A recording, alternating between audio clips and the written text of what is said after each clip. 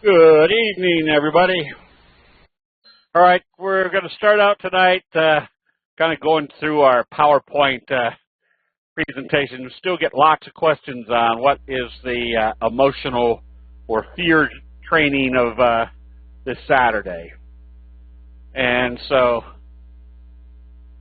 it's kind of how a lot of it's how I got through my emotional faux from investing, which I had plenty of them, being the worst investor in the world.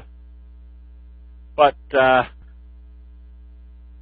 the last couple of years, we've always done kind of online surveys to see what everybody's problems were. So what we'll be doing is kind of putting candlestick analysis in place for one major reason, and that's to kind of gain your mental control of your investing. So if we know the logic of candlesticks, candlesticks is pretty much the graphic depiction of what most investors do wrong. And if we know what that is, we can do the opposite. So where do most people buy? They buy exuberantly at the top. Where do most people sell? They panic sell at the bottom. Now, I'm aware of this because that was me. I was always the one selling out at the bottom, and as soon as I'd sell out, I'd say, then the price would turn around and go straight up. I'd keep just asking myself rhetorically, how the heck can I work or buy exactly at the wrong time and sell exactly at the wrong time? So knowing what investors do consistently allows us to take advantage of indicators from the Japanese rice traders, of buy signals, and some very simple strategies or simple indicators like the T-line. Once you put those in place, you now have a much better control over your own emotions. And I'm saying this more on the basis that the emotions are the hardest things to get through, because to us, meaning me, that with my superior intelligence, when I put on a position, it's because I was smarter than everybody else and it should go in the right direction. It took me a while to figure out that I was doing the exact same thing that most investors do, and that was usually doing the wrong thing. So once we know what to do with candlestick analysis, and we have everything where we can have a plan, we can greatly reduce the one fear that a lot of people have, is just entering a trade. And that was one of the feedbacks that we would constantly get, is that there were so many people that said, I could watch this, I could do exactly what the chart, or could analyze exactly what the chart was telling me, and I just couldn't pull the trigger to put on the trade until 3 days later. And by that time, I was already in too high. So if we know simple things like entry strategies, knowing kind of our quadrants, that if the market opens higher and the price opens higher, we can be buying immediately. If the market opens higher and the price opens lower, we just wait and see if the price comes back up through the previous day's open. If the market opens lower and our stock price opens higher that we're planning on buying, we don't have to jump right in. We can wait to see what that price does with or without the market direction. And then if the market opens lower and the stock price opens lower, pretty much tells us exactly what not to do. We shouldn't be buying that day. Hi, Pat. All right. So the one thing that I've often told people is you shouldn't be listening to too many sources. As a matter of fact, you shouldn't be listening to any sources. A lot of people will say, well, I just saw this announcement on TV, or I read in such and such magazine that this was happening, that was happening. You got to remember, when you're listening to an expert on a financial news station,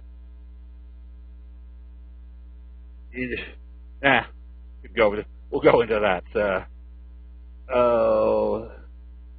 Jim, can you help Emilio? So the only real source that you want to listen to is the market itself. If this is buying based upon news, if there's a news announcement here, what you really got to ask yourself is, where did the smart money start buying? That was the market telling you something was happening. Where do most people buy? They buy at the wrong time. We could also utilize whether we should be going long or short based upon the direction of the market. In situations like this, when the Dow is just trading absolutely flat, you're going to have a different strategy than if the market is moving like this, obviously. So the analysis of candlesticks is just merely common sense put into a graphic depiction. And that's the former drip under pressure, okay.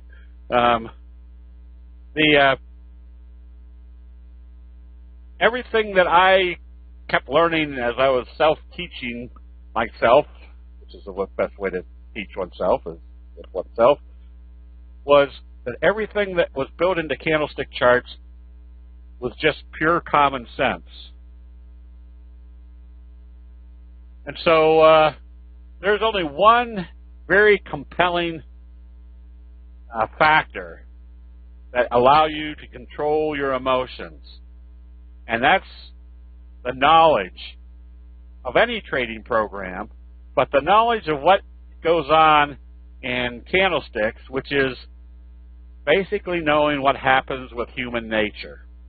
Once I understood that human nature works the same way time after time, I started getting a much more stronger grasp of when to be in trades, what were the strongest trades, and it allowed me not only to be mentally prepared for bullish trade situations, but it also had me mentally prepared for when to take profits. Because if we know the simple little techniques, like where do most people buy? They buy exuberantly at the top. What happens when you start seeing a series of dojis in the overbought condition? Get ready for a change. So this allows us to start making an assessment of if we had been buying down here or buying here, and we start seeing this, we need to get away from being in the trade to analyze, is this the best place for me to have my money? Now, there's lots of times where we want to stay long because of it staying above the T line.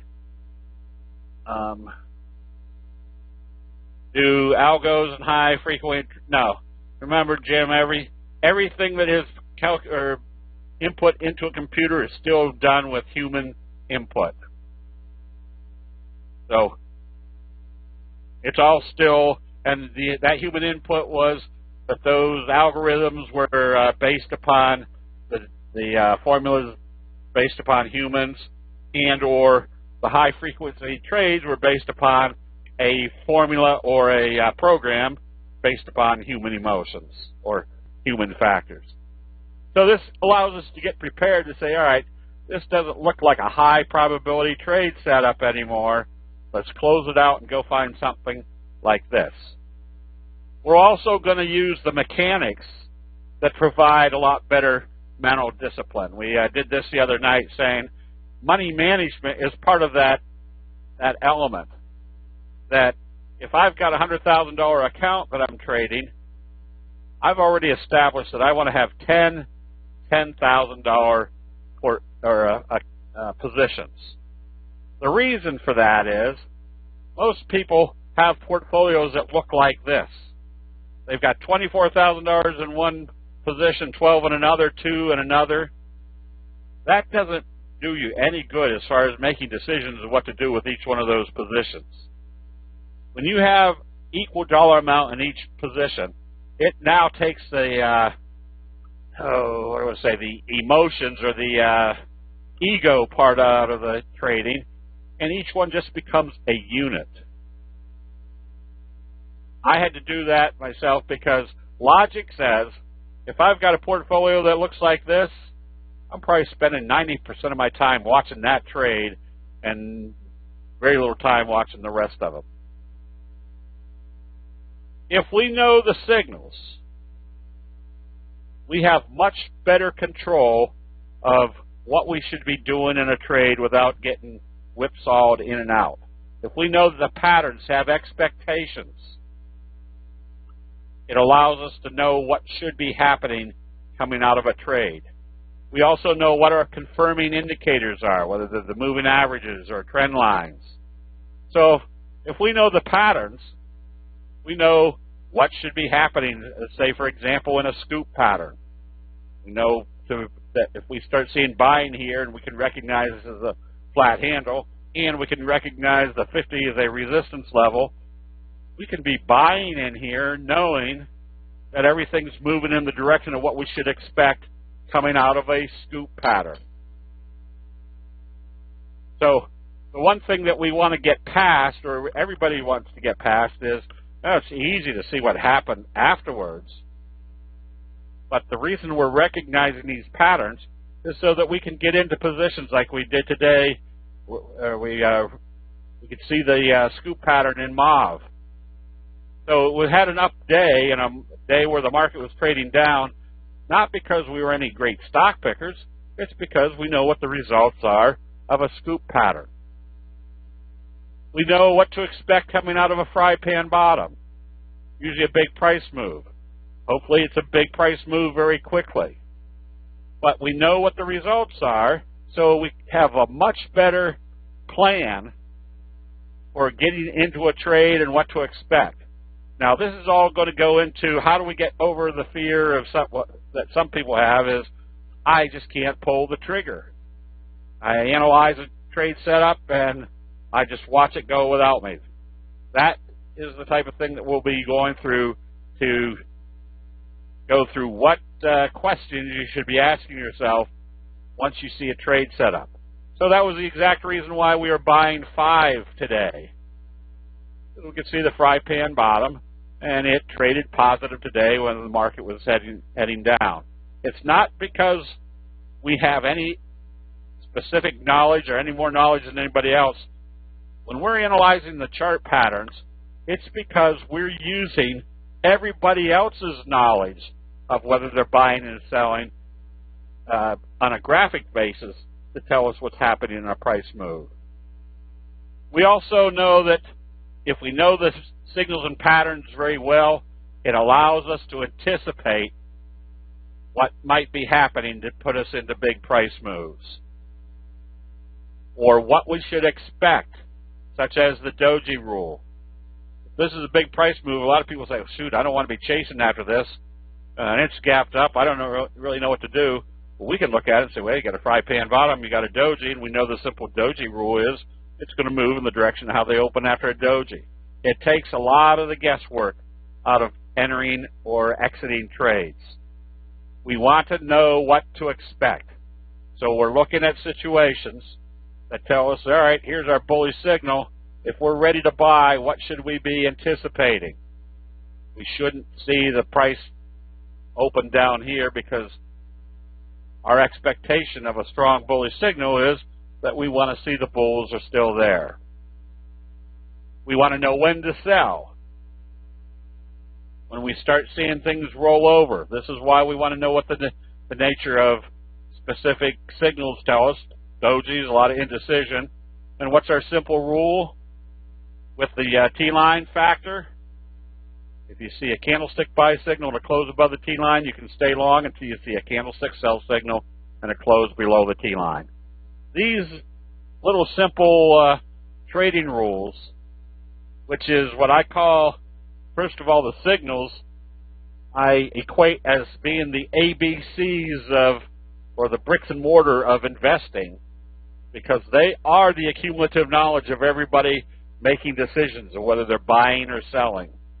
And once we understand those, which fortunately the Japanese rice traders have provided us this information over the last 400 years, And there's a very simple reality on Wall Street. If something doesn't work, is everybody getting no sound? If something doesn't work,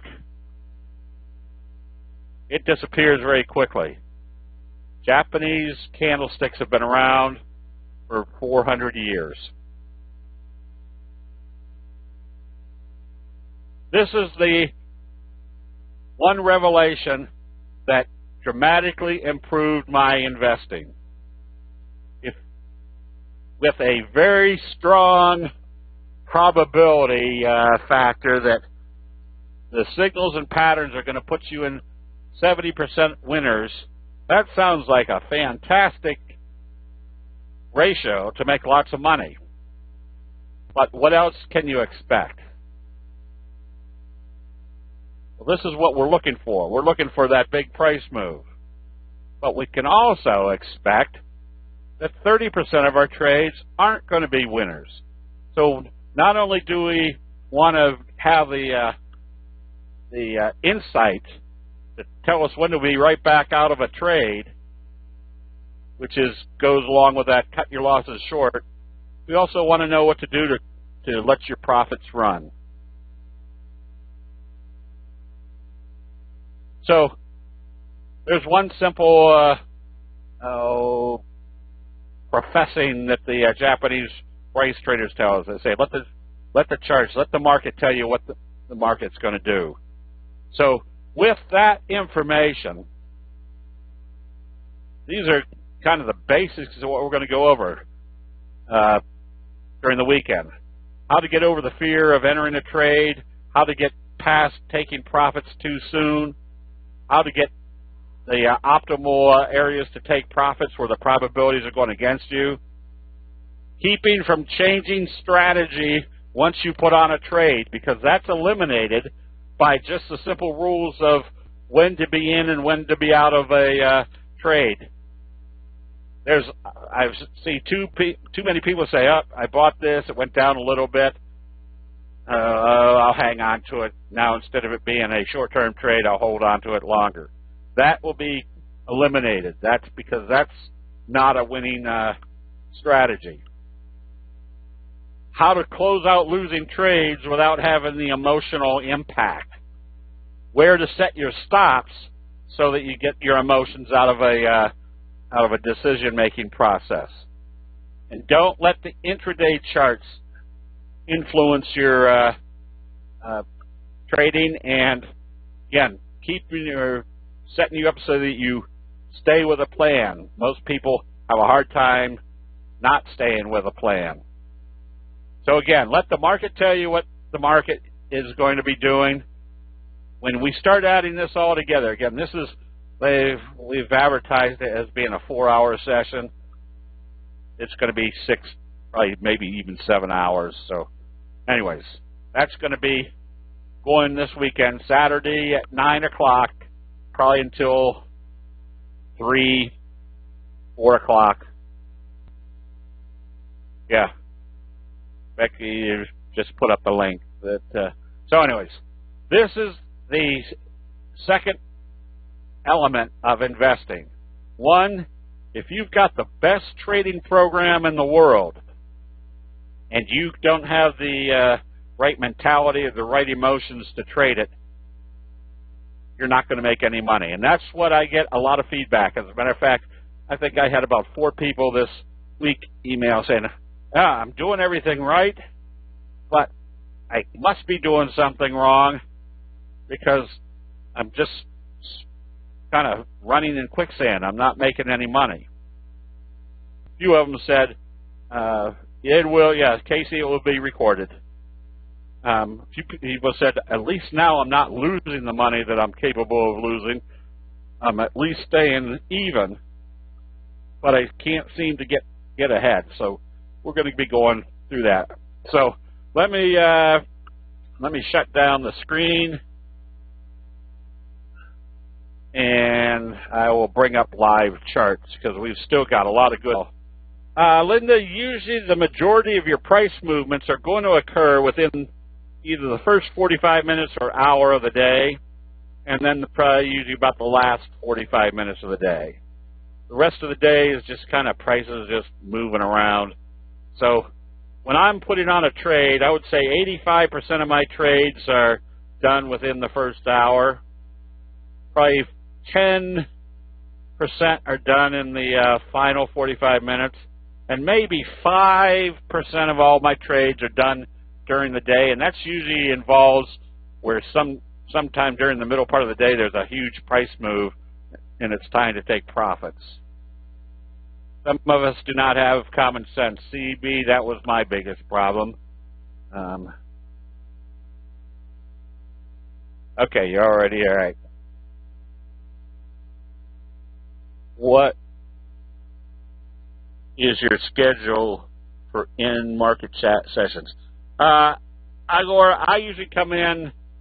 I come into the options room at around 11:15, 11:20 Eastern time.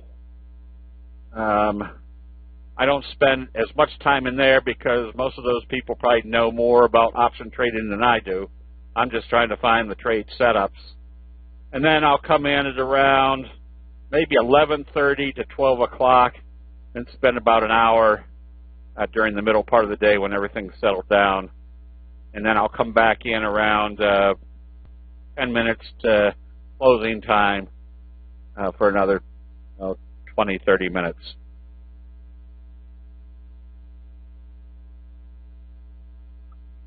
Jennifer, yeah, depending on the time frame. Now, again, the individual intraday charts is based upon how fast or how active you're trading.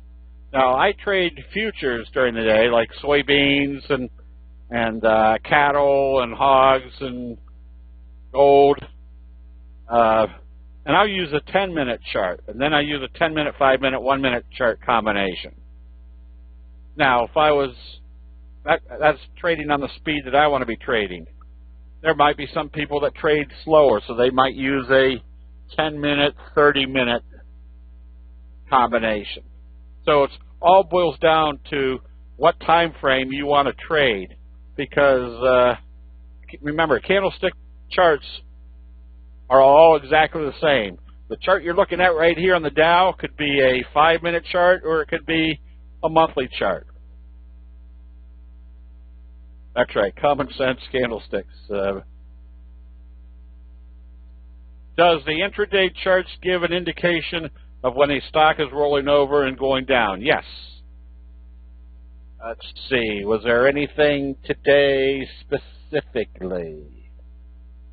Well, let me do this. This is going to be lean hogs, just because I can see that chart. You can see on lean hogs today it was trading higher. We're in a downtrend, so we didn't know whether it was reversing or whether we were still in a downtrend. That's your daily chart.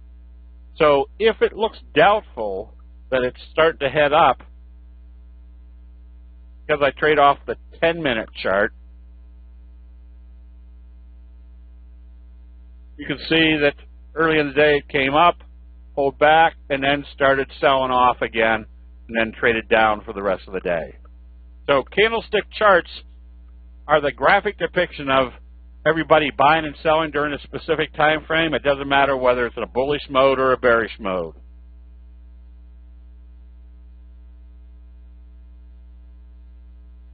RP, we can have sessions on specific option trading strategies. As a matter of fact, my big project for the summer is doing a complete option trading strategy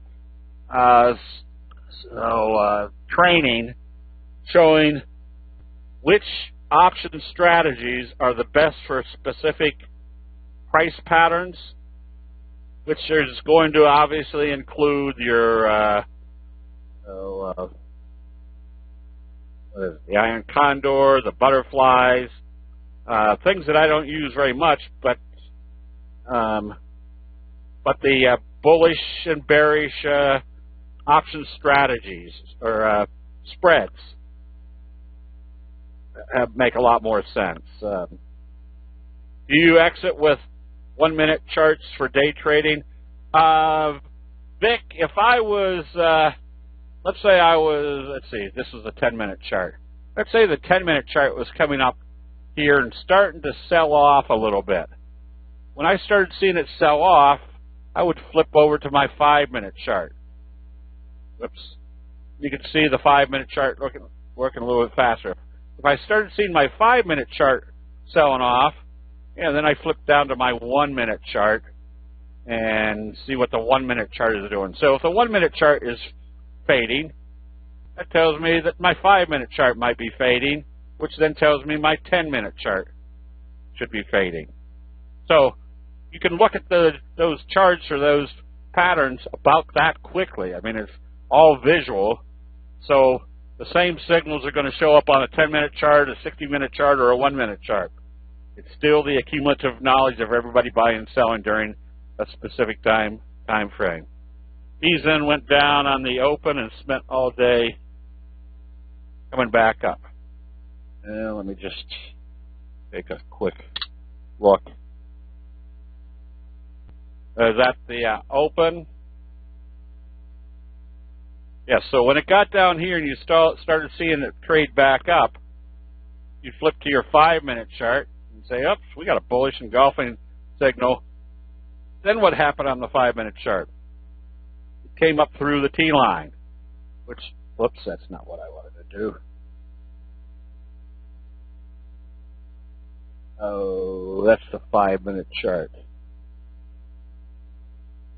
Oh, I forgot what I was doing.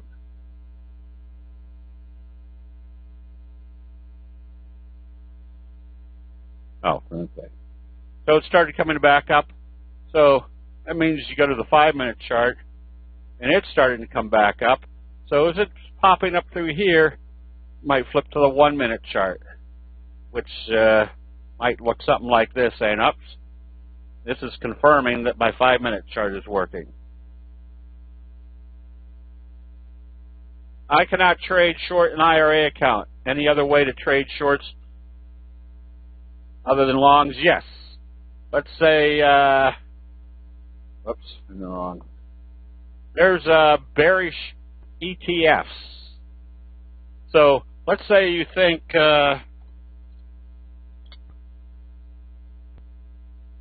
gold is going down.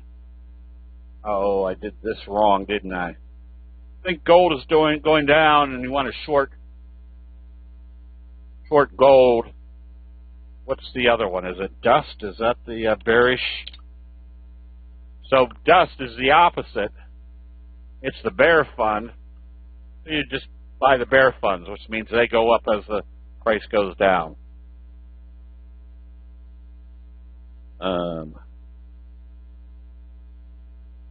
Yes, or you can buy, I guess you could buy puts. JNUG was the opposite. Okay. You can buy puts and sell credit spreads. Okay. Yeah, so the answer is you probably want to check with whoever's where your IRA is sitting to see what you're allowed to trade in it. All right, let's go back to kind of a simple trend analysis. Today the Dow sold off. I mean, we can see that we're in the overbought area, but we're still above the T line. So does this tell us we got a reversal going on? Well, just as quickly you can look to see that on your NASDAQ, it pulled back, but it did it very indecisively. The S&P 500 pulled back, but it was indecisive. But here's the clincher. The transportation index traded positive today, and it traded up above the 50-day moving average. So what does this basically tell us? We've got a bobble breakout occurring, and what do we expect from a bobble breakout? More upside. So if we can assume that the the transportation index is going to have more upside, and the basic rule of thumb is if one index is trading positive and another index is trading negative, there really isn't any change of the overall trend of the markets. It's just money moving back and forth from one area to the other. Things like crude oil. You can see where the big sell-off occurred, but then notice your left-right combo, and they're starting to bring it up. It's up another 50 cents after hours tonight. So you can identify which sectors might be picking up strength. Here's Whiting. Did a bullish engulfing yesterday. It might start trading positive. So at least if you know what the commodity that is in any specific sector, like for example, we know gold is still in a downtrend. That probably means you're more apt to either stay out of the gold stocks or be shorting the gold stocks. All right, so let's, because we're kind of identifying what should happen in human nature with chart patterns and signals, we'll just go through what we've been looking at here recently. This is, our recommendation today on MAV was based upon this scoop pattern.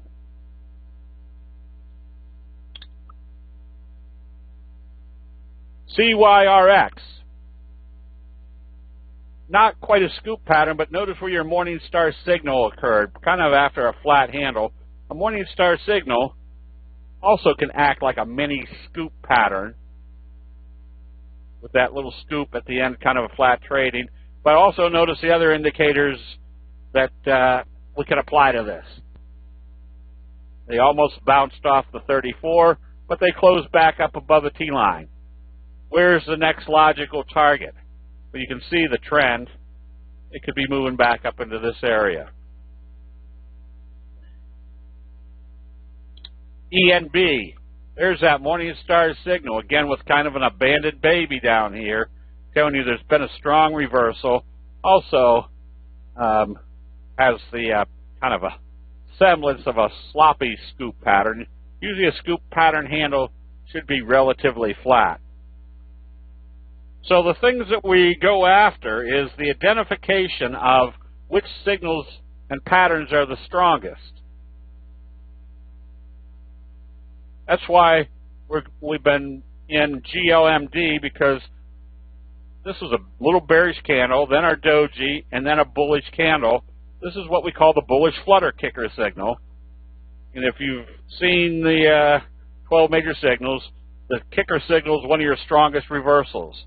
We call this a bullish flutter kicker signal because if we took out this little flutter, you basically have a kicker signal, which implies there's still going to be a lot of upside. Today, it did a bullish engulfing signal right here on the T-line. If it opens positive, we're probably heading up into this area, which gives you about a 30% upside potential in that trade. We showed this earlier. We recommended 5 because you could see the big fry pan bottom. And where did it break out? Broke out yesterday, telling us we've got the potential of more upside coming out of a fry pan bottom. Got a bunch more fry pan bottoms. Might as well do them right now. Big, which was big lots. Also, fry pan bottom breaking out through that level. Now, there's a difference between buying the signals and buying the patterns. The signals, you want to see the buy signals, is just logic from what the Japanese rice traders tell us, is you want to see a candlestick buy signal in the oversold area. Obviously, a candlestick buy signal in the overbought area doesn't mean very much. Or a candlestick sell signal in the oversold area doesn't mean very much. You want to see the candlestick sell signal when your stochastics are up here in the overbought condition. CB, no. 5 just started. I mean, it just broke out yesterday. There's still the potential of this type of price move.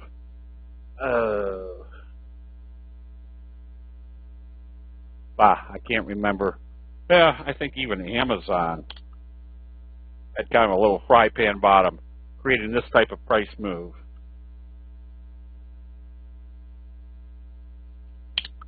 Our recommendation on INSEE a while back was, again, observe the obvious. Look where they were buying. Right smack dab on the 50-day moving average.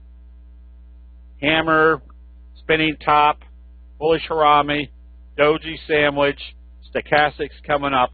Just told you the probabilities are pretty strong that they were buying. So now what's our trading strategy?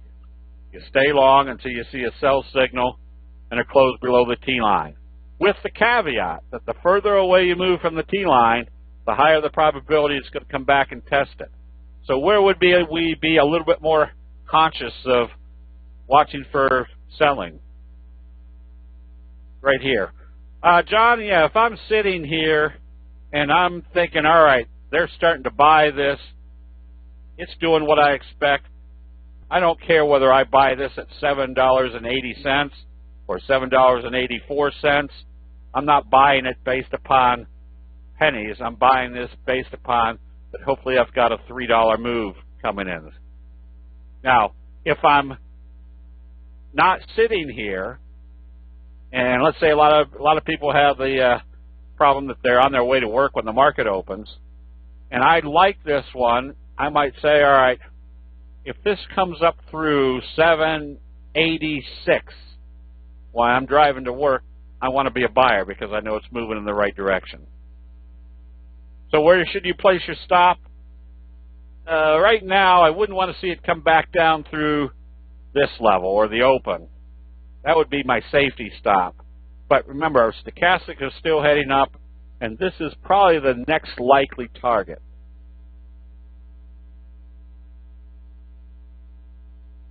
AK, this is when you get to the lake. We were going to be going through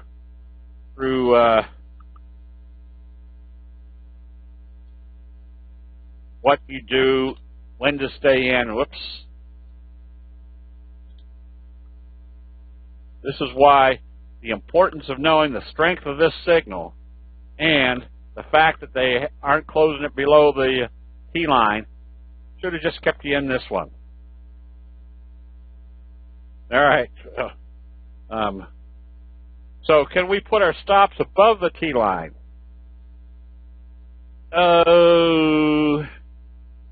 Meaning if it was coming up through the T-line, you could, but if you're sitting there watching it, I would rather wait to see it close above the T-line. Now, if it's close to the T-line, I want to see it close above the T-line. If you are all of a sudden way down below the T-line, yes, you can be buying with the expectation the first target is a T-line. So you can be buying before you get to the T-line if you've moved far enough away that you know the next price move is going to take you back up to the T-line level. Here's Iridium. Broke this downtrending channel. Has not been able to close below the T-line. Still in an uptrend. So this one was moving sideways and didn't close below the T-line. So what does it tell us about our trajectory? We're still in a good uptrend.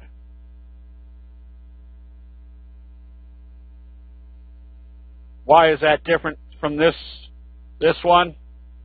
Because this one has no trajectory. I don't even think it may have closed above the T-line, but you can tell there's nothing there right now. So had this had a trajectory like this, you stay above the T-line. Right now it has no trajectory. You wouldn't want to be staying in this one.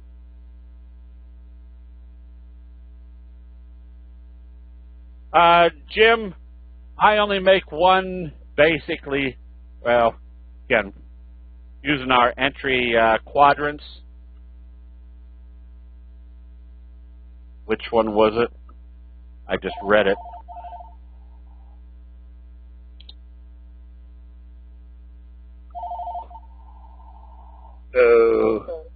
Bah.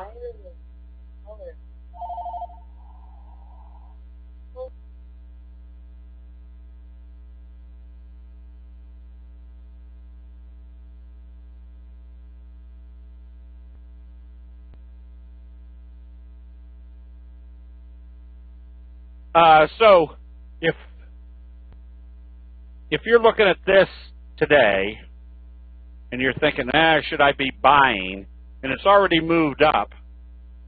You go to your 10-minute chart. Whoops. So if I'm looking at it right here, I might say, well, I'm going to wait to see if they stay above the T-line. I'm more apt to be buying here or here. I might not be buying here. I'm waiting to see what they do at the T-line. I'm more apt to be buying here as long as it stays above the T-line. So that technique you can use, because once you see a price movement that's huge, if it's staying above the T-line and it's still moving up on that huge move, you can buy, at least knowing that right at that moment you're still buying in the right direction. Looking for a close above the T-line, would you enter just before close? No. If it closes above the T-line, I want to see what it does. Well, that's a 10-minute chart. I want to see what it does the next day. I'd rather be 24 cents late than 24 cents early, because once I go above the T-line, my probabilities improve dramatically that I'm now heading in the right direction.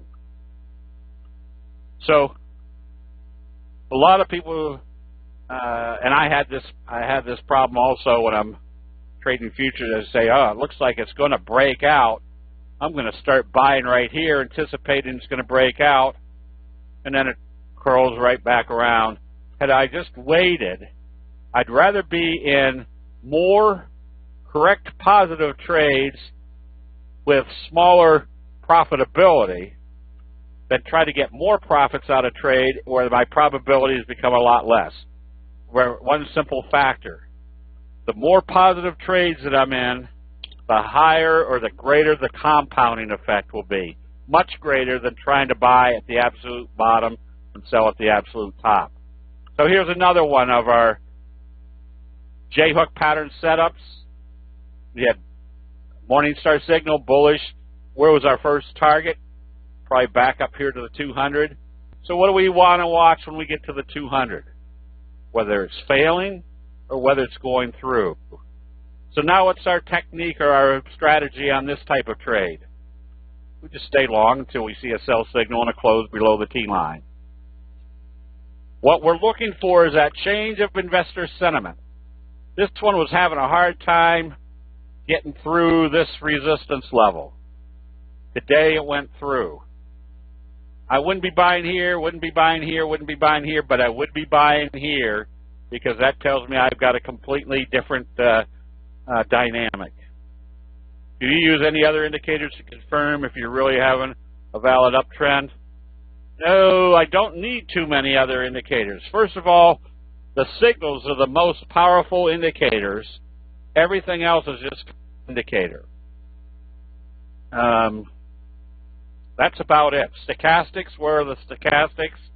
Because the probabilities, that I don't want to make it that difficult. Volume, a lot of people say, I want to see the volume go up as the price goes up. Volume and price have absolutely nothing to do with each other. Very simply, if a stock's going up and nobody's willing to sell it, it's going to go up on smaller volume. Now, if you get a day like this, or one of these 3 days, and your volume spikes, that pretty much tells you there's been a dramatic change of ownership in that stock, which is usually not an indicator to be buying. It's just confirming that your signal is probably more relevant. Roku, you can also see the J-hook pattern. Came up, pulled back. In this case, it pulled back to the 34 EMA. Now, for those of you, I should have shown what support and resistance levels are based upon. This is the 200, which doesn't have very much. But the red line is the 200 simple moving average. The blue line is the 50-day simple moving average. The reason those are on our charts is not because we're trading off of them.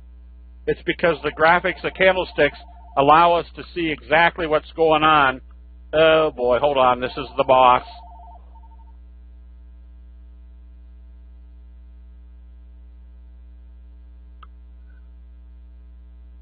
So, I forgot what I was saying. Oh, the J-hook pattern. Oh, and the moving averages. The 200 and the 50, we don't use those for our indicators. We use those because the graphics, the candlesticks, tell us exactly what's happening at those important technical levels. Every major money manager around the world uses the 50 and the 200 to make their decisions. The 34 EMA works relatively well for some reason. And then the T-line is the black line. Again, very simply, if you see a candlestick buy signal and a close above the T-line, you stay long until you see a candlestick sell signal and a close below the T-line. So right now on Roku we're long because we have wave 1, wave 2, now we're in wave 3, and I think, yeah, we're using this target right here as our next logical target to the upside. Not that it's going to get there, but it's got that trend, and everybody else is probably watching that. Now, what is our true selling point? Whenever we see a sell signal confirmed.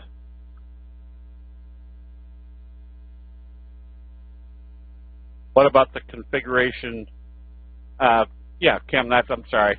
So that's why we use these moving averages, is because every major money manager around the world, the 3T line is this little green line, and that becomes more relevant. The further away you move from the T line, the 3T line becomes more crucial. So here's a case right here. We just went long on GIII the other day because notice what was happening right here at the 50. Your hammers were just hitting the bottom and bouncing up. Now you have a bullish engulfing signal, and what tells us there's been a new dynamic in this trend?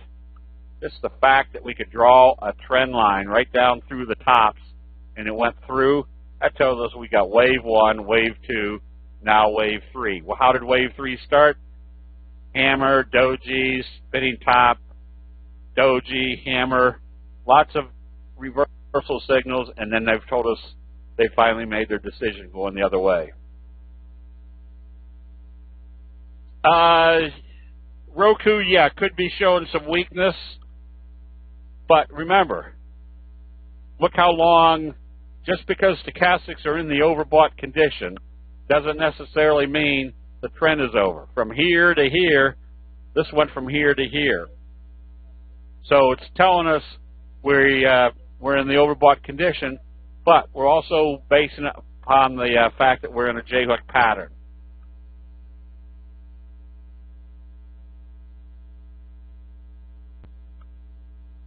Oh, GR, we just kind of did the Cliff Note version of emotions and fears in trading. We didn't even scratch the surface. We're going to be going through the analysis of how you, what your thought process should be when you look at different price patterns, your whole thinking process, so that you get rid of the doubts and you get through the mental faux pas that most of us do.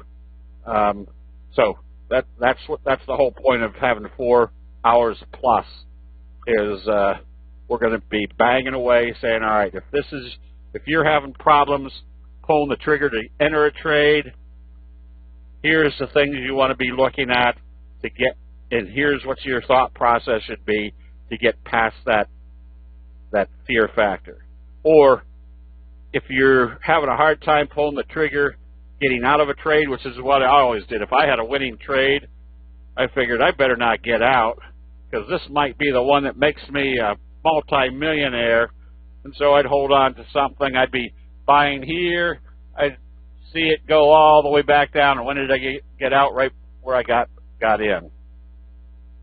What is the target for PA? Right now, I don't know.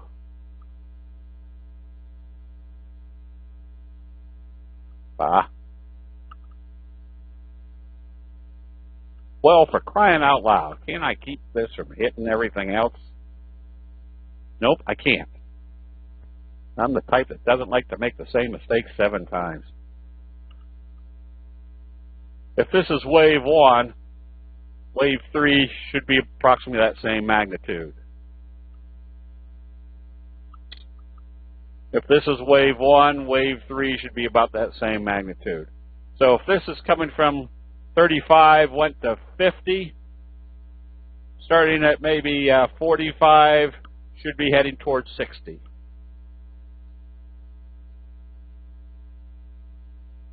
How many hammers do I have to have? For what?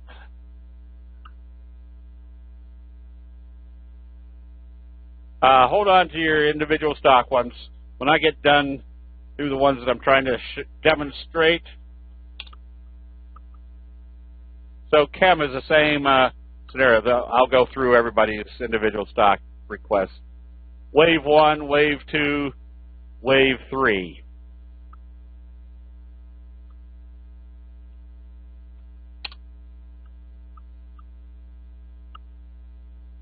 Right now on SPPI, we bought for some reason right in here where they gapped it up, they consolidated, and now started taking it up.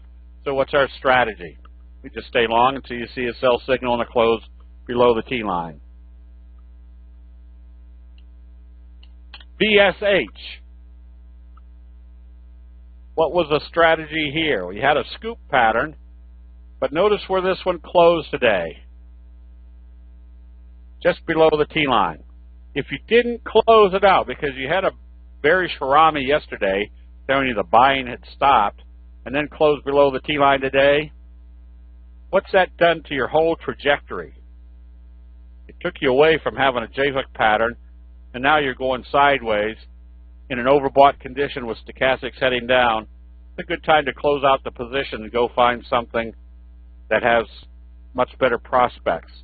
TV we recommended a few days ago because of the J-hook pattern potential. If you got in it, you definitely should be back out, because with it closing back below the T line, what did it tell us about this signal? There's your doji shooting star. Then a gap down and close. Who's winning right now, the bulls or the bears? Obviously the bears. This is part of that. If you buy based upon expectations, when those expectations do not occur because of the pattern that you're anticipating should be working, close out the position, move on to something else. I say that quickly and glibly because candlestick signals, now OPK, almost the same scenario, but the difference is it closed above the T line. So what's the strategy if you're long on this one? It better open positive and trade positive. If it opens lower tomorrow, same scenario, you've lost the trajectory. TV heading for the 50-day moving average? It could be. Maybe not the 50, but maybe the 200. Remember, anytime a resistance level acts as or is breached, they'll come back and see if it's going to act as support. Trading options on earnings have not worked out. Skechers, for example, after hours tonight is down huge.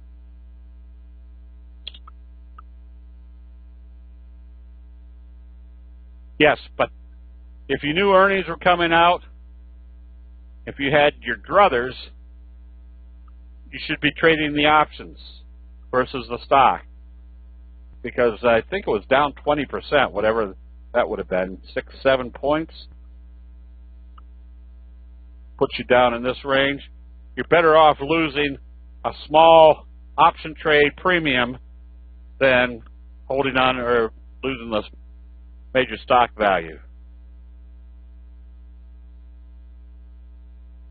Shouldn't it J-hook? Not necessarily. Remember, we're just identifying a pattern based upon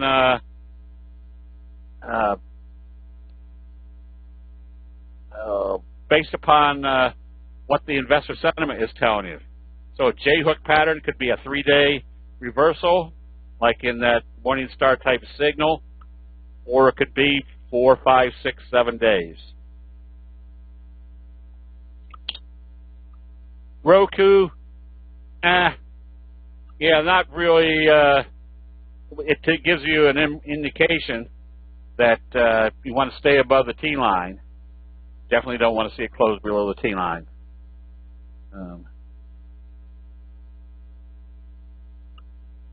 What else am I looking at? Okay.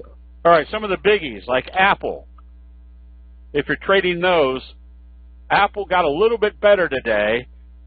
Notice the one element that we can see in Apple that hasn't occurred during this uptrend. They haven't been able to close it below the T line. Now, NVIDIA is trading right in this range, and you can see what its activity is.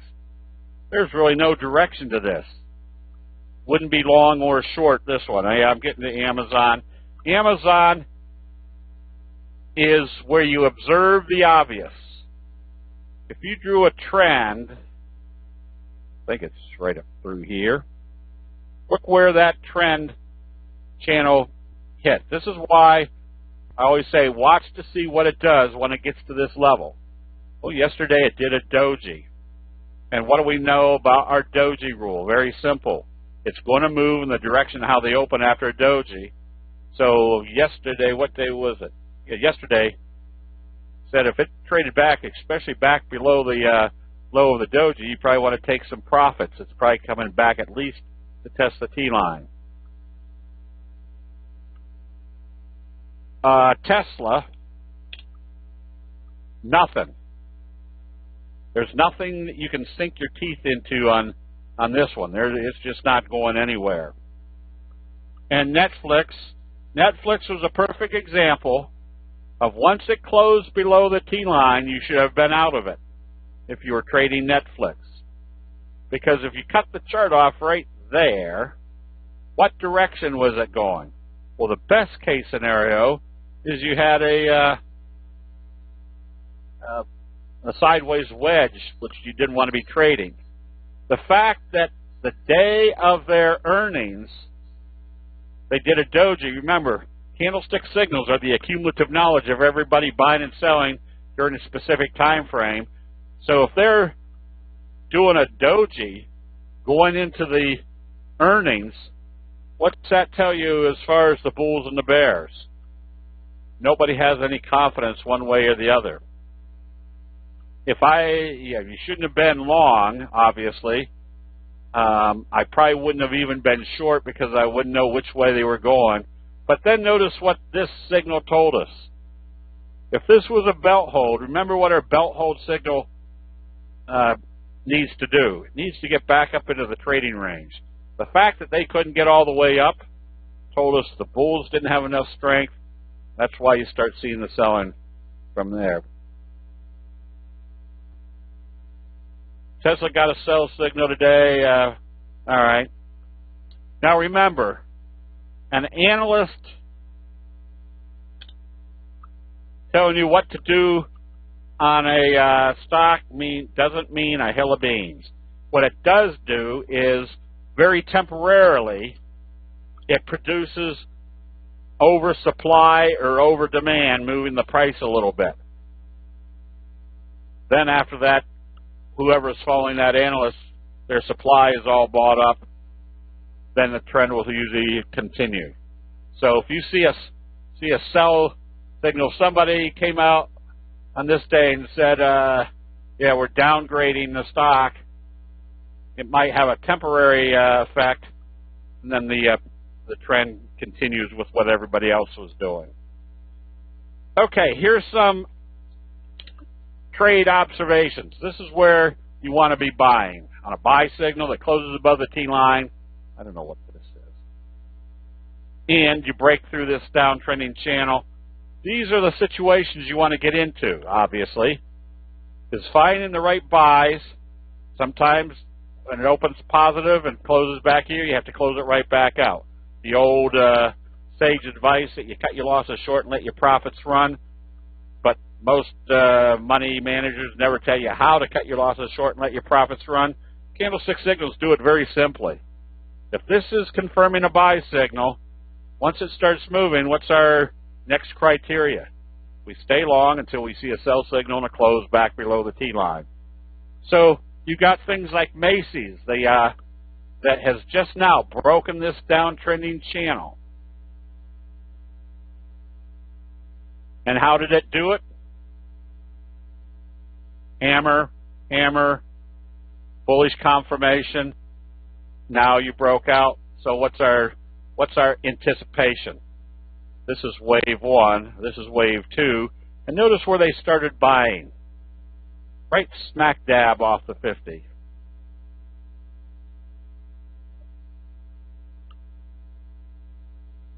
IMMU we recommended. Kind of the same scenario. Pulled back. There was a Morningstar type signal. Trading back up. So we probably have a wave 1, wave 2. Now you're in wave 3. How long do you hold on to wave 3? Until you see a sell signal. That's right. Pat, emotions not allowed.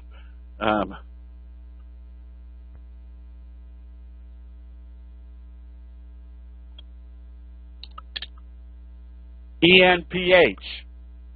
Another little Morningstar type signal. Stochastic scrolling back up. You could be buying this one on positive trading, and what's your strategy? You want to see it trade positive, but you don't want to see it close back below the T-line. If it opened positive and traded positive and closed back below the T-line, what's that telling you? That they're not buying yet. They're probably drifting.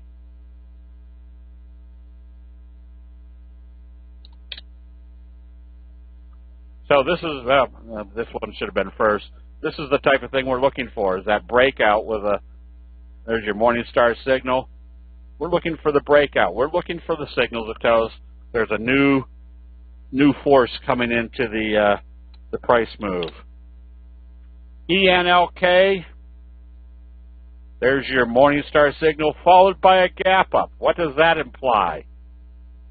Well, if you've got a candlestick reversal signal and they're gapping it up, that means not only have they reversed the investor sentiment, but they're coming back in with great enthusiasm, telling us there's probably a lot more upside to this one. So what's your strategy on this one?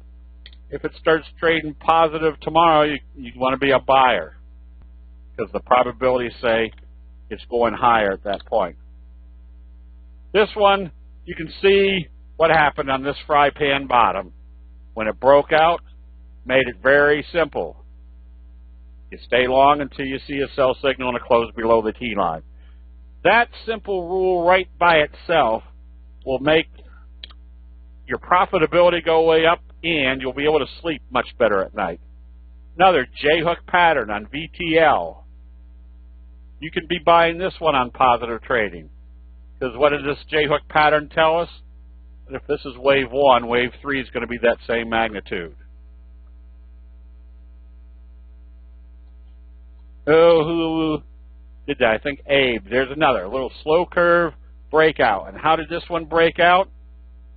First we had the doji bullish confirmation. Then we had the doji right here at the resistance level. And what do we know about the doji? If it opens positive, it's going to trade positive, which means now we have a doji sandwich that tells us that this magnitude of this candle is probably going to be about equivalent to this candle, which tells us they've broken out through this level, which tells us wave 1, wave 2, now wave 3. Now, what's our other simple rule? Where do most people buy? They buy exuberantly at the top. So they've gapped this one up today in the overbought condition. Where's the logical safety stop?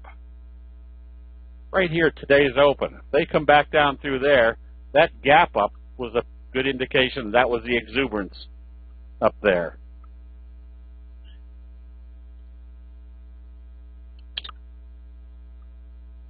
Another little breakout. Wave 1, wave 2, GHDX, wave 3 in progress. All right, so where do you grab for the fallen knife? Look what happened to INNT. Guess they came out with bad earnings. Let's break this out of here. Look what it did today, just as we're getting in the oversold area. a doji. What do we know about a doji in the oversold area? You start looking for buy signals or bullish confirmation. So when somebody was asking earlier, what other indicators do you use? First of all, whoops. Nope, maybe that wasn't.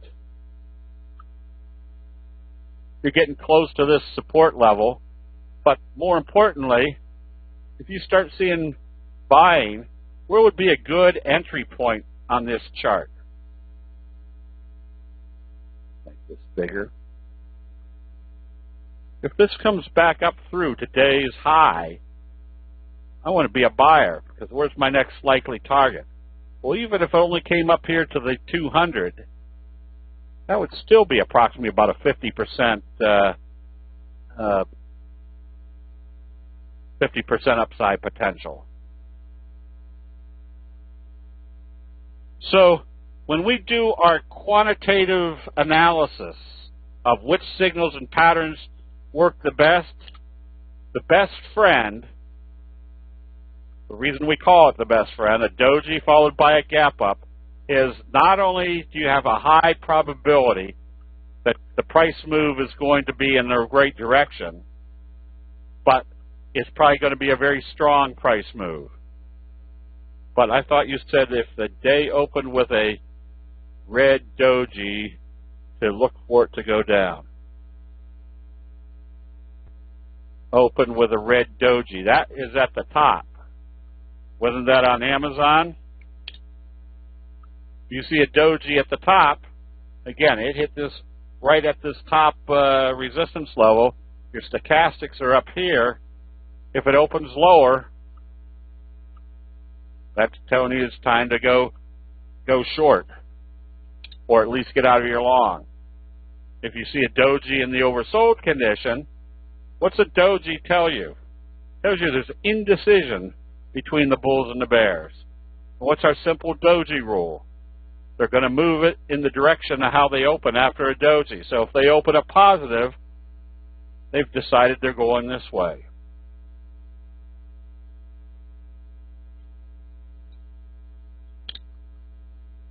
CHRS.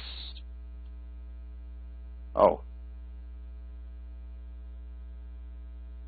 Whoops, I did that backwards, didn't I? I was supposed to be illustrating a BLFS with that best friend signal, told you were heading in this direction. So what does knowing that do as far as helping us as far as making decisions? But if we see a stock that's already up 15, 20, 25, 30%, a lot of people say, oh, shoot, I don't want to be stock like that. Well, if we know what the signal is telling us, yes, you do want to be going after that, because what does this tell us? That after a day of indecision and they gap it up, but they've made their decision, they're going in that direction with great enthusiasm. And that's exactly the type of positions we want to be in. Is after a candlestick reversal signal, we want to be in something that has great enthusiasm in it. When you see a big price move like this, notice what they did. They came back down, tested the T-line, pulled back. What's happened after that big price move? There was consolidation, profit taking. How do we know when the profit taking is over? We can see that the bulls have now stepped back in. That's the benefit of the candle colors. Is extended from the T-line, though, yes. But we're not buying the T-line. We're buying the fact that they just did a strong signal. More than likely, a couple more days, this T-line will start catching right up to that area. So if I bought today, I still have a safety stop right here where it opened, because logic says if it comes back down through there, whoops, the bears have taken control again. We did the fry pan bottoms. This is your inverted hammer. Notice you had kind of a hammer signal, and this is another reason why the graphics of candlesticks make it a lot more easy to identify where the buying is occurring. Look at this kind of support area in here. Now we had an inverted hammer, and an inverted hammer is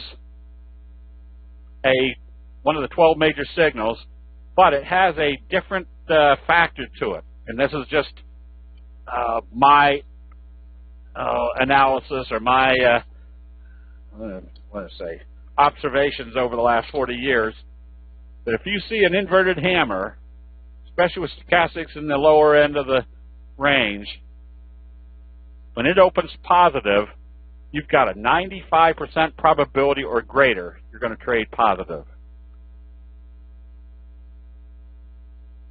Kim, that's why we have chat rooms. I've got 3 books all on candlestick signals. Very easy to read, very easy to figure out. So we've got 12 major signals. We got 6 or 8 patterns.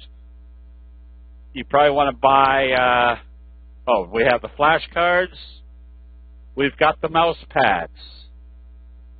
And we've got a 2-foot by 3-foot glossy poster that every American family should have up in their living room, showing you the 12 major signals.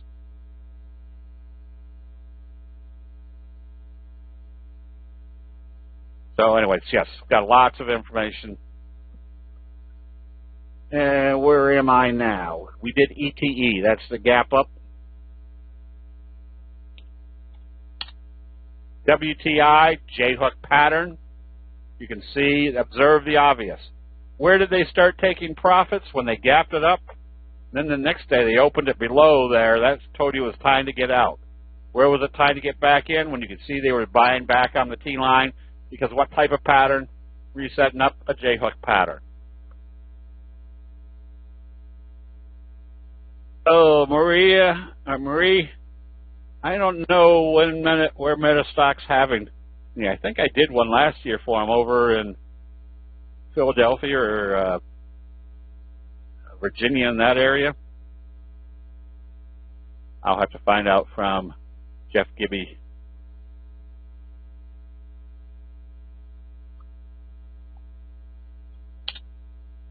VRS, J-hook pattern. Observe the obvious. A bullish engulfing signal. This case, they did it off the 34, coming back up. The probabilities, again, are pretty strong that now they're heading back up to the top of the trend channel. So candlestick signals work just as effectively on the bearish side as they do the bullish side, especially when you see a major resistance level like the 50 and or the 200. Notice you had a little kicker type signal after they failed here. What did that tell us about our downtrend? We shorted this a couple of days ago. Because this, again, one of my favorite statements is observe the obvious. The obvious is this is in a downtrend. And the downtrend failed at the 50, the 200. So where's your next likely target? At the bottom of this channel. So that does 2 things for you. At least gives you a target that if it gets down here, you start watching to see if that's where they're buying, number 1. And number 2, if this is a move from here to here and it's only a 4% move, it may not be worth your time and energy to make 4% over the next few weeks. But if this is a 28% move down here, that becomes that much more worthwhile.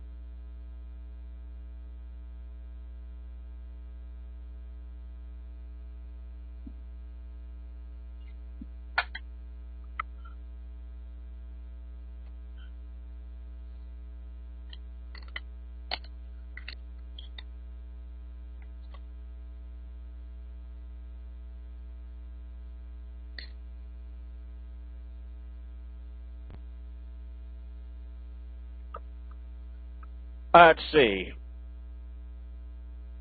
Drina, how long does one watch to determine if a stock is opening up or down at the beginning of the day? Do you use a 1-minute chart? What I would do, let me think of one that, let's say E-Link.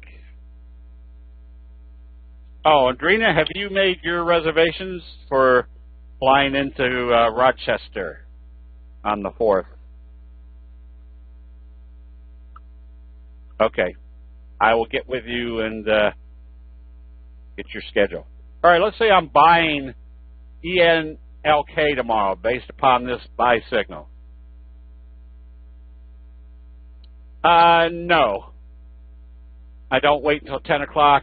If, let's say tomorrow we wake up and the pre-market futures are showing the Dow is going to open up 80 points and the NASDAQ up 12 points, and this stock we're looking at to buy it on positive trading.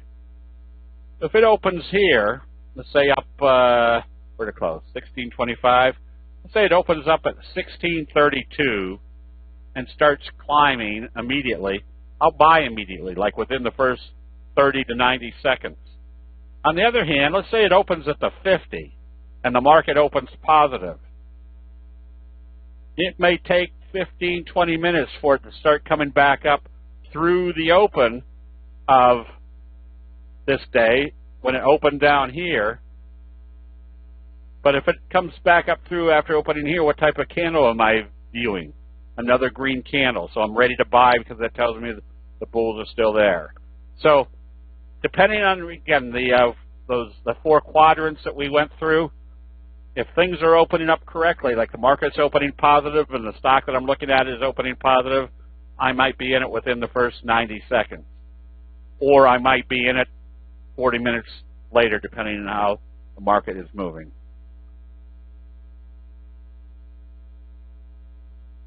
AK, no. The positive open means that that if I was ready to buy this stock, I don't want to see it open down here. That tells me the bulls aren't there right now. I want to see it open somewhere up in this range. And if it opens positive, that's even better. If it gaps up again, that's even better yet. That tells me there's lots of enthusiasm. I'll wait to see whether they open it and pull it back, or they open it and they start trading it positive.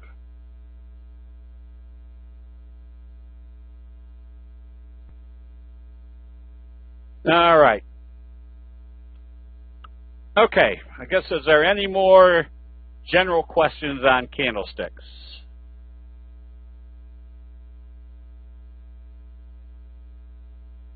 All right, if not, Jim, go ahead and do the double line.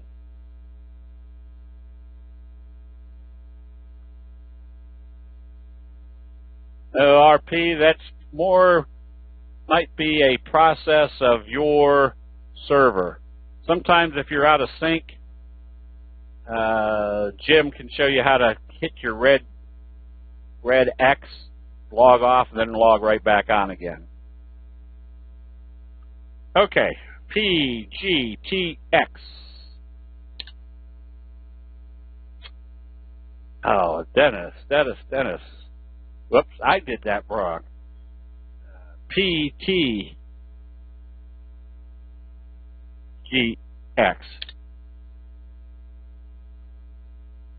Well, how is that happening? PTGX. Oh, there it goes. All right. All you can do on this one is just stay long.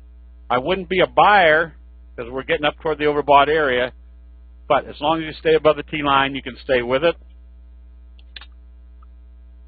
There's a nice bobble breakout potential. Notice how when it came up, it failed right here at the 200, pulled back. In this case, it stayed right here at the T line area, bounced off the 34. If this opens positive tomorrow, you can be buying because it will be a bobble breakout, which is basically a J-hook pattern with an observable resistance level. Oh, you already wrote that.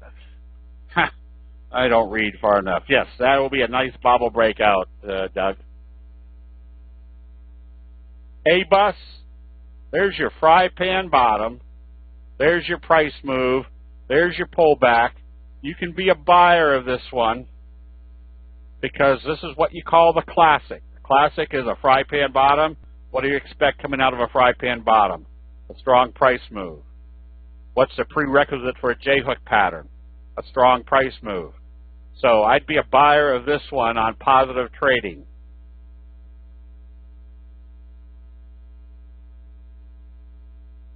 Possible setup. Oh, I didn't read far enough.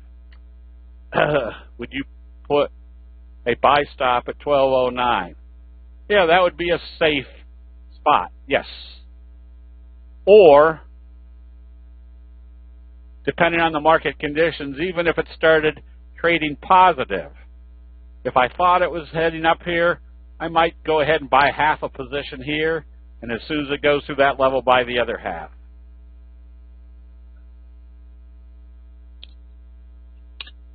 DSW. Another J-hook pattern that broke out today. This is why you want to be able to identify the patterns, because this is what human nature normally does. I wouldn't be buying here, but I would be buying here because this pattern tells me I've got a lot more upside. B-cell, you can start buying this one. Big bullish engulfing signal. Want to make sure you get through the 34 because that's where that little resistance level would be.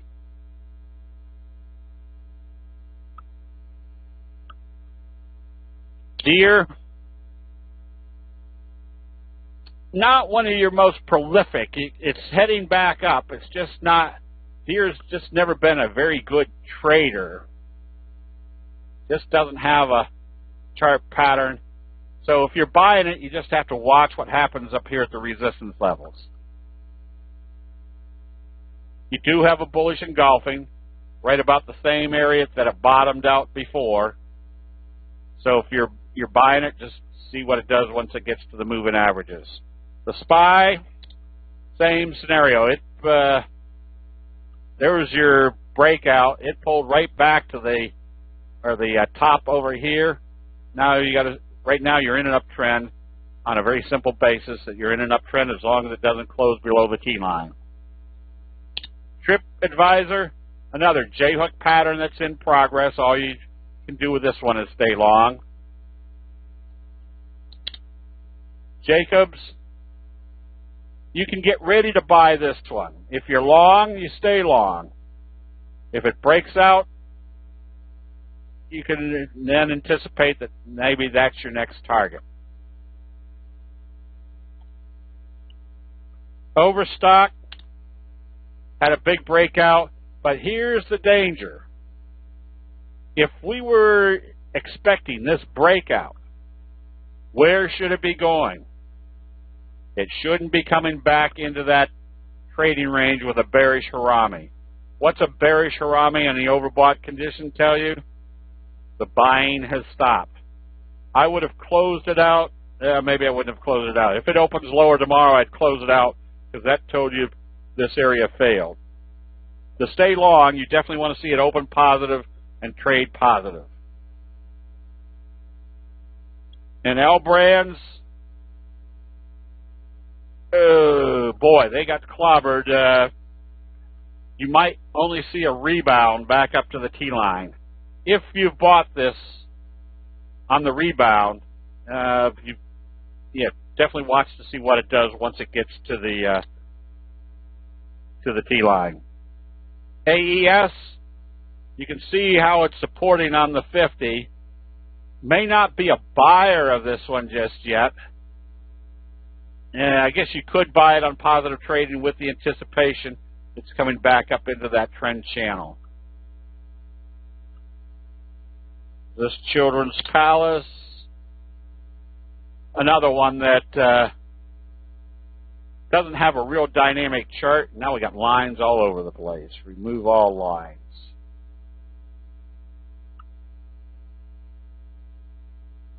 You had a nice bullish engulfing.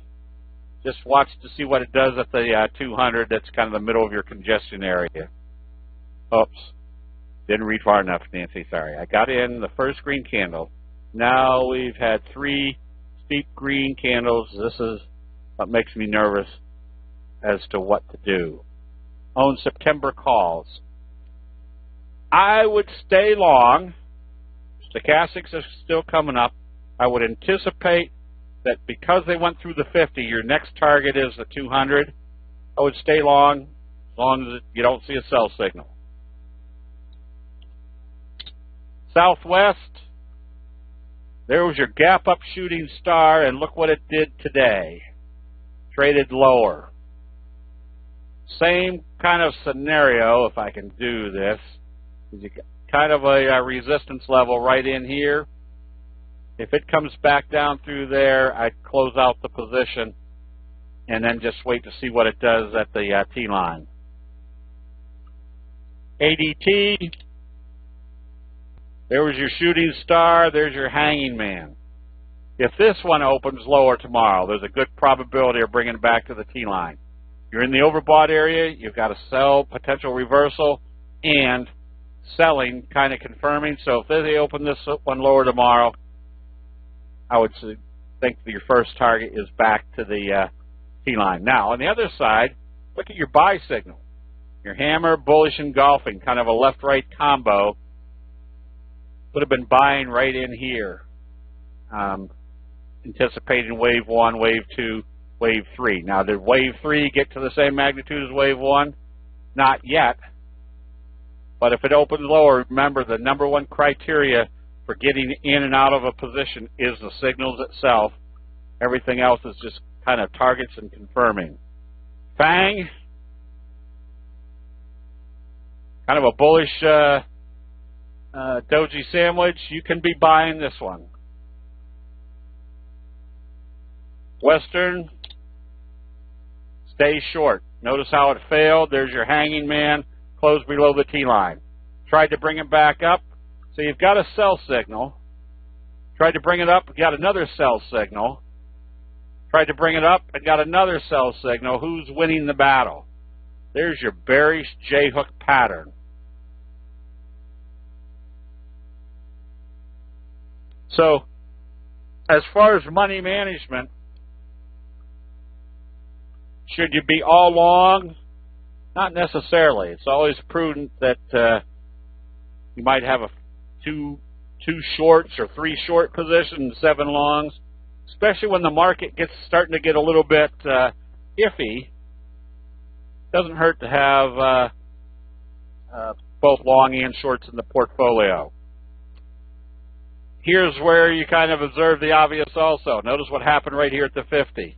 A doji, bearish engulfing, failure. Now you want to see what happens at the T-line. If they get down through the T-line, you want to be shorting, because look what's happened as far as your trend. Whoops. Got it all right there with stochastics in the overbought area. So if this is starting to sell off, where do you think your next target is going to be? Probably the bottom of that parallel channel.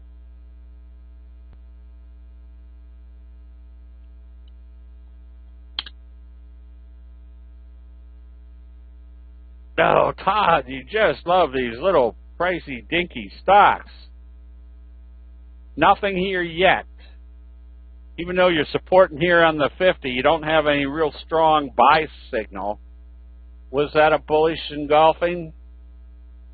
Can't tell. If you do like it, you can buy it.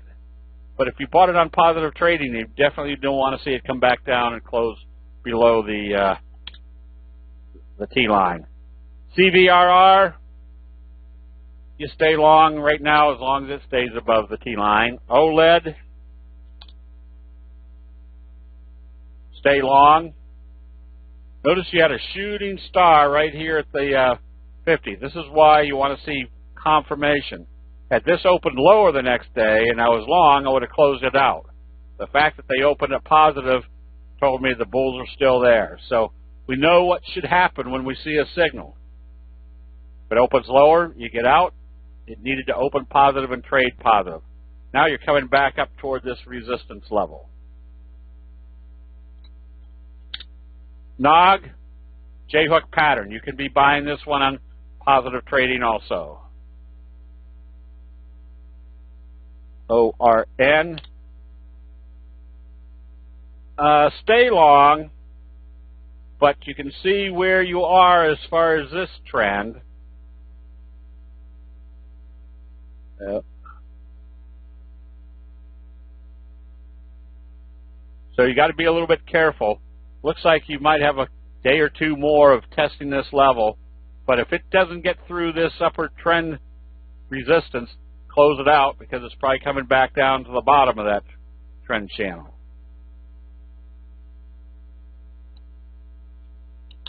An HRTX kicker type signal. I across this one tonight.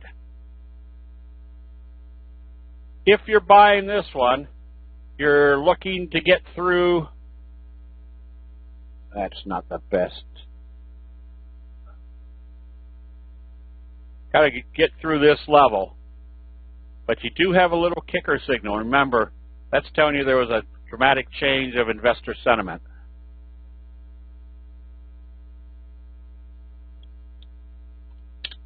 VSTM has to open positive to stay in it. If it opens lower, you're now more apt to be in a channel. Square, stay long. Notice what it did today. It gapped up through the resistance level. Get rid of that. And it did it with a doji sandwich. So what's that imply? Wave 1, wave 2, wave 3, the same magnitude as wave 1. Stay long. Micron didn't have as good. It kind of hit this resistance level. Doji sell-off. If this opens lower tomorrow, you definitely want to close it out and possibly even go short. BSI, get ready to buy this one. They're kind of a doji sandwich breaking out. NVTR, if you were short, based upon your dark cloud, you had a bearish Harami dark cloud, closed below the T-line. If you were short, today, I probably would have been apt to close out the position on the close, because now you've got either a big bullish Harami, or if you stayed short, cover your short position on positive trading, especially if it comes up through the T-line. TJ Maxx. That's a good looking chart.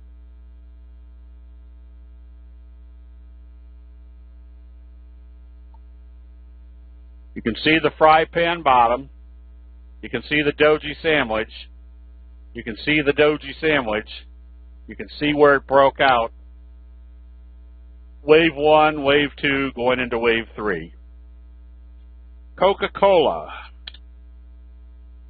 You stay long as it stays above the T-line. You won't ever make a whole heck of a lot of money with Coca-Cola because of the lack of magnitude of movement. But you got to be careful, because wave 1 and wave 3 is getting pretty close to being the same. Now remember what happens when a resistance level is breached. They'll come back and see if it's going to act as support. So just be careful on a pullback.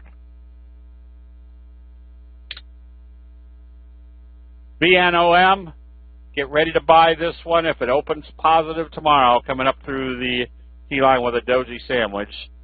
We did V-Cell, IJR. Another one that's right here at the breakout level. J-hook pattern, you can buy this one on positive trading tomorrow. This is small caps, all right.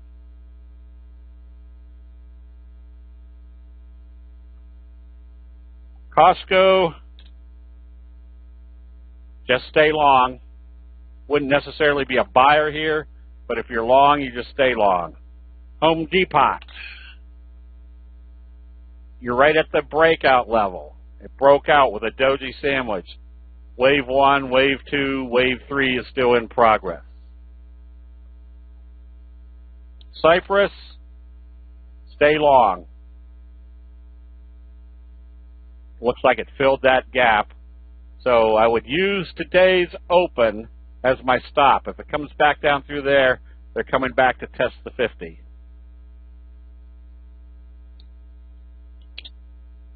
KTOS, getting a little bit toppy. And why is it a little bit dangerous up here? Notice they gapped it up a couple days ago.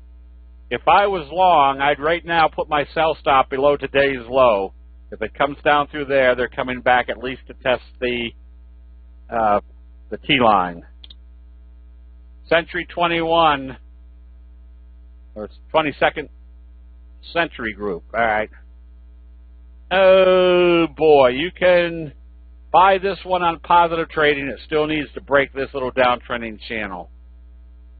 It's all right. It wouldn't be the best looking chart to get into. An LRCX. Another one that needs to open positive and trade positive. Because you had the gap up. If they bring it back down to the T-line, that means they're back into this trading area that you really haven't broken out. At that point, I'd start moving on to something else. Lockheed, you can see where things are getting a little bit toppy. There's your doji left-right combo. Doji, I'd probably put a sell stop right here at yesterday's open. If it comes down through there, you're getting too much selling pressure right in about the same range that it congested before. DRNA has to get up through the 50, and it's not your best looking chart in the sense that it's kind of just a sideways drift. So even if it gets through the T-line, then you have to watch to see what happens once it gets to the 50. Eric, big gap up. Yeah, this one's a hard one to trade because it's traded a lot overseas. That's why it looks so choppy. But apparently they've got something good going. If I was long, I'd stay long, but I wouldn't want to see it come back through the low of the day when they gapped it up. That would tell me the selling has started. And JP Morgan, this is a perfect example of when you're in the overbought area, you use the open of the previous day, because if there's enough selling pressure to come down through there, the bears have taken control. Doesn't necessarily mean it's a major reversal. It means they're selling it off to the next likely target, which probably would be the 50-day moving average. Wayfair, just stay long, nice steady eddy. When we see a lot of wicks on the candlesticks, does that tell us? Yes. If it's to the upside, it's telling you every time the bulls try to take it up, the bears knock it back down. That's telling you there's starting to be some weakness. Could you short this one? Yes. Now here's there's a belt hold. That's the belt hold I was looking for the other day. Notice the belt hold. This was kind of junky in here, but as soon as the belt hold sopped up a lot of the sellers, the trajectory got fairly strong. Now if you're shorting it, I'd suspect coming back to test the 200. FedEx showed a little strength today. So it's basing. We were buying it on this day, but the next day when they gapped it down, it told us it didn't work. We closed it out. It's not your best looking chart, but it's starting to move in the right direction. Oh, on Goldman, where is the bearish engulfing? Ooh, did that change?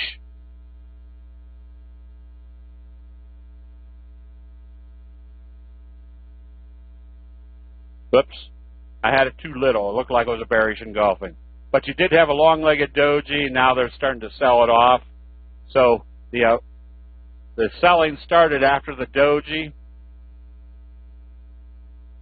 So, you know, it was my fault. It wasn't quite a bearish engulfing. It looked like it when I had it that small, but making it like this, it wasn't. Watt, it's still kind of telling you they're running into resistance there at the 50. Watt, nothing of any great excitement on this one. You're getting up here to where you're running out of steam on your stochastics and you're not going anywhere. I'd probably go find some better place to trade. LRAD, you just stay long. In this case, you had a wave 1, wave 2. Notice you had a big reversal booster. telling you you're in the next wave. You can stay with this. At this point, your safety stop should be at today's open. You don't want to see it come back down through there. And where? Looks all right, except for the fact that you did a gap up shooting star coming up here. You don't want to see it come back through this level. That would tell you that it topped out. Oh. Hold on for 1 second. The darn.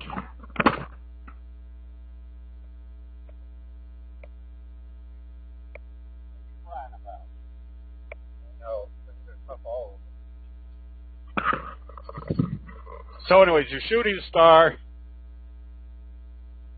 it's telling you it has to open positive and trade positive. If it opens lower, you're going to have problems with this resistance level.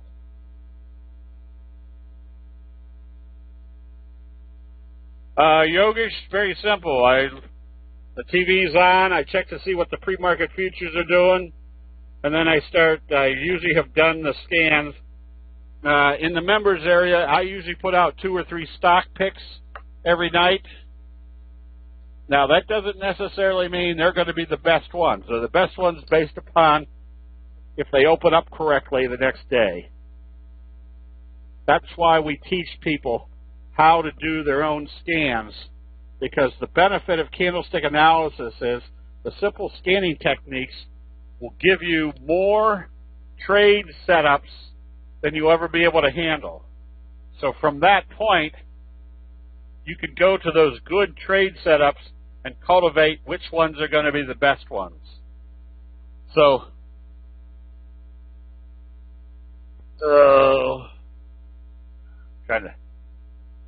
what do we recommend today? Oh, we re-recommended this. I recommended this yesterday.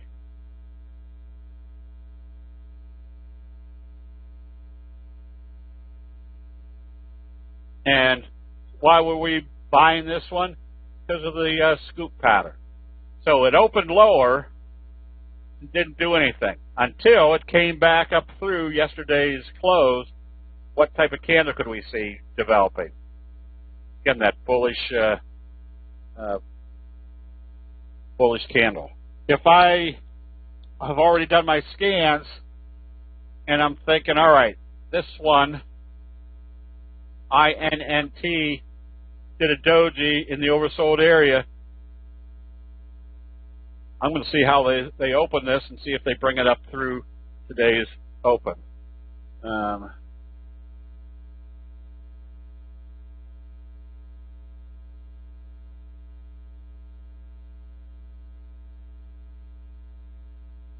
All right, let's see.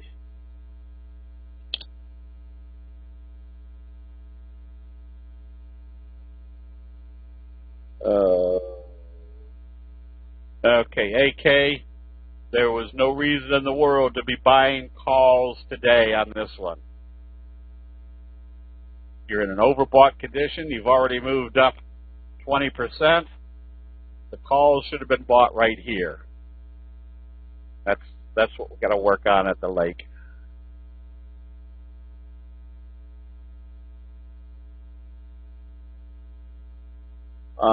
Huge gap up on EGC. Yeah.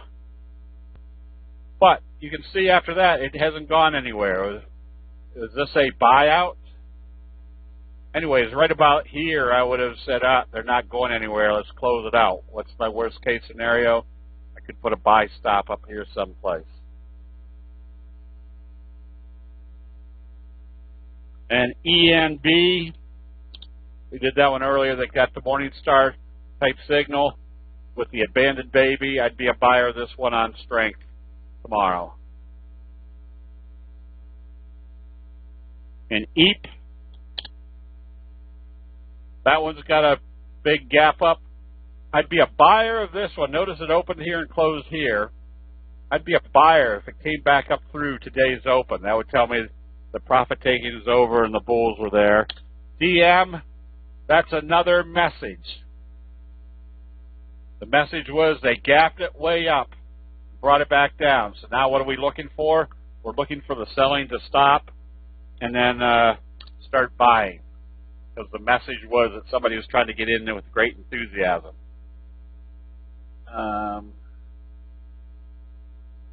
The Qs backed off a little bit. Apple, you can start going after this one. Again, the one criteria that it hasn't reached is the fact that they haven't been able to close this back below the T line. Stay long. AQXP. Whoops. Trying to make this bigger. Did do a little doji sandwich. If you're buying this one tomorrow, just don't let it close back below the T line. Good setup. Squirm. If you're short, you stay short. If you're thinking of going short, I'd short if it came back down through today's low, because that would tell me that this whole area, support area, isn't acting as support anymore. Lulu, nothing. I probably wouldn't be playing with this one until it breaks up through that level. Right now, you're still in a fry pan bottom, but you don't know which way it's going to go at this point. Fran, we made a lot of money on this one a while ago. Looks like it's starting to come back up. If you're buying this one, just watch to see what it does in this area. It needs to break out. And Bidu.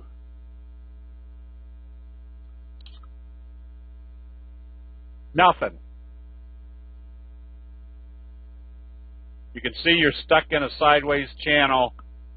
At best, you can be going short, but then you have to watch to see if it's going to support here at the 50. Bidu, I probably wouldn't be trading right now. It just doesn't have anything very compelling to tell you to be long or short. GameStop, another one that's more caught in a wedge.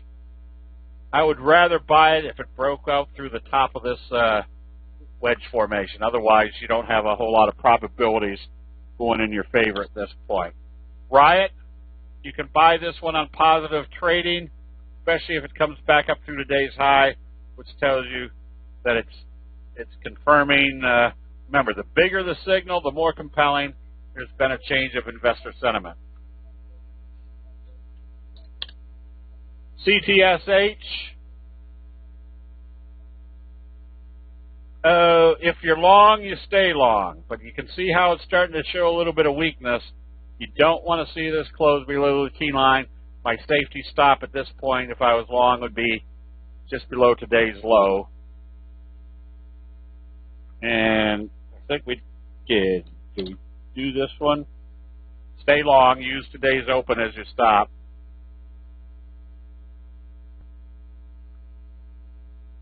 And this Apache, you stay short with the anticipation that your target is right here at the 50-day moving average.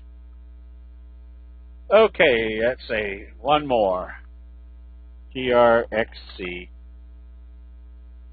Stay long on this one ever since your little cradle type pattern, kind of a doji sandwich. And AVEO. That's ugly. You can't be short because it's below $5. I wouldn't be going long. That's just not a chart to be trading, Gail. Okay, everybody. I know Microsoft beat their earnings, so that might add a little bit of strength to the market. But right now, we might have some consolidation in the major indexes. But the transportation index is up above the 50. Anticipate more upside on the transportation index, which means they're not really selling off the rest of the markets. Okay, Becky, you want to put the link in for the weekend one more time? And I hope I didn't slough over the answer. When we go through, there's probably another dozen fear aspects that we'll be delving into, and how the candlestick charts kind of resolve some of your fears and some of your emotions, where if you just do what the chart tells you, then you don't have to worry about making any emotional decisions. All right, everybody, have a good evening. We will see you bright and early in the morning. Oh, it's almost 10 o'clock. There's not even a baseball game on tonight. All right, we'll see everybody in the morning.